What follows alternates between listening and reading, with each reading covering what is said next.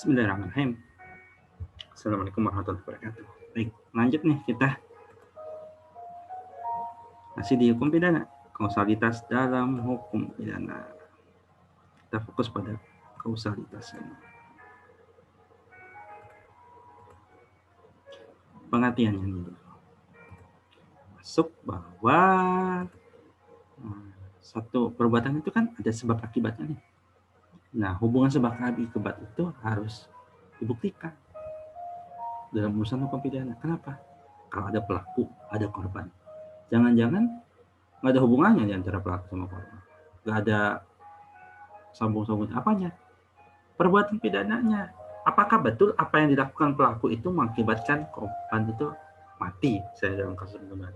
Atau dalam kasus yang lain, apakah misalnya ada pencemaran nama baik? Ya, apakah betul yang dilakukan pelaku itu mencemarkan nama baik si korban? Jangan-jangan korban yang lain. Nah, itu kan berarti kausalitasnya nggak dapat tuh. Nah, itu harus jelas. Ada hubungan sebab akibat. Ini penting. Setiap peristiwa memiliki penyebab, dan penyebab ini sekaligus menjadi sebab dari sejumlah peristiwa yang lain. Ajaran kausalitas, ya, ajaran mencoba mengkaji menentukan dalam hal apa seseorang dapat dimintai pertanggungjawaban. Dia melakukan pembunuhan. Nah, dari melakukan pembunuhan itu mengakibatkan orang mati, gitu ya. Nah, akibat terjadi perbuatan ini, si pelaku tadi dikenai itu, dimintai pertanggungjawaban pidana, dia ditangkap polisi, dia begini, diproses, kan, lalu nanti misalnya dia hukuman mati misalnya, atau hukuman 10 tahun penjara gitu. Nah, dia di penjara itu kenapa? Karena ada hubungan kausalitas dia berjalan. Itu harus diberi satu rangkaian yang benar gitu. Jangan sampai rangkaiannya jadi kacau. Ketika kita salah merangkaikan peristiwa, itu juga bisa mengakibatkan tidak pidananya tidak terbukti. Kenapa? Nggak jelas nih. Apa namanya?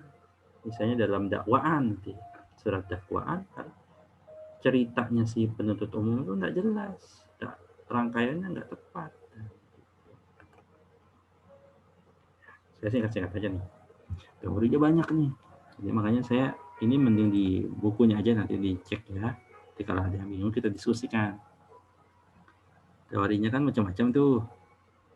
Ya. Dan yang berkaitan dengan ajaran kausalitas ini ada delik material.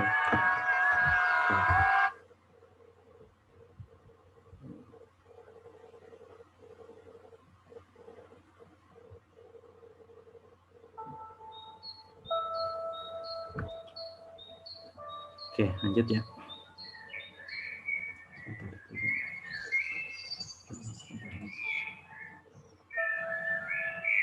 Oke, delik material apa tuh? Salahnya kan? Ini delik materi. Hapus dulu. Delik material. Kenapa delik yang akibatnya ada akibatnya tuh, dikualifikasi akibatnya ditulis itu harus terpenuhi, ya, berakibat mati seseorang. Makanya terbuktinya matinya seseorang itu harus dibuktikan perbuatan itu, ya, karena ada delik yang formal. Pokoknya dia melanggar aja sudah kena. Kalau ini kan harus dibuktikan tuh kejadiannya, harus dibuktikan matinya seseorang itu ada.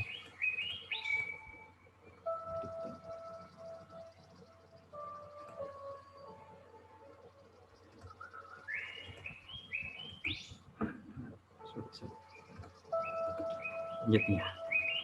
Nah, teorinya macam-macam nih. Ada teori syarat mutlak. Menjadi bahwa tiap-tiap perbuatan adalah sebab dari akibat yang muncul. Harus diberi nilai sama. Ada pengaruh terbesar. Nah, ya, syarat yang paling besar pengaruhnya. Syarat yang paling kuat pengaruhnya. Ada teori dengan sebab dari perbuatan itu identik dengan perubahan dalam keseimbangan antara faktor yang menahan dan negatif. Teorinya macam-macam lah. Ya, nanti kita diskusikan saja di file yang saya berikan.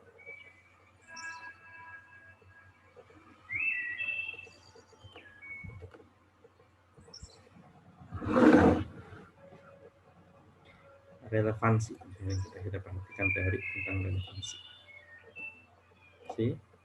sebab akibat dimulai menafsirkan rumusan tindak pidana. Coba menemukan perbuatan manakah kiranya yang dimaksud dalam undang-undang penipuan. Jadi intinya ini bicara tentang kausalitas. Teorinya macam-macam. Kausalitas tadi itu yang penting kita pegang, adanya sebab dan akibat yang nyata. Jangan sampai misalnya orang itu diketok, kepalanya diketok dikit aja, atau dicubit gitu, terus dia mati. Lalu orang yang nyubit tadi kan pasal pembunuhan. Nah, harus dibuktikan apakah betul dari cubitannya itu berakibat. Tapi bisa juga kan misalnya dari cubitan itu begini, tapi itu harus dibuktikan. Harus dibuktikan.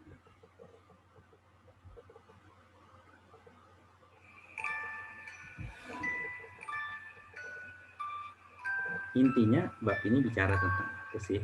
Ya. Saya tidak akan banyak jelaskan, nanti silahkan di slide. Sampai ketemu di video selanjutnya bicara tentang penafsiran dalam hukum pidana. Assalamualaikum warahmatullahi wabarakatuh. Terima kasih.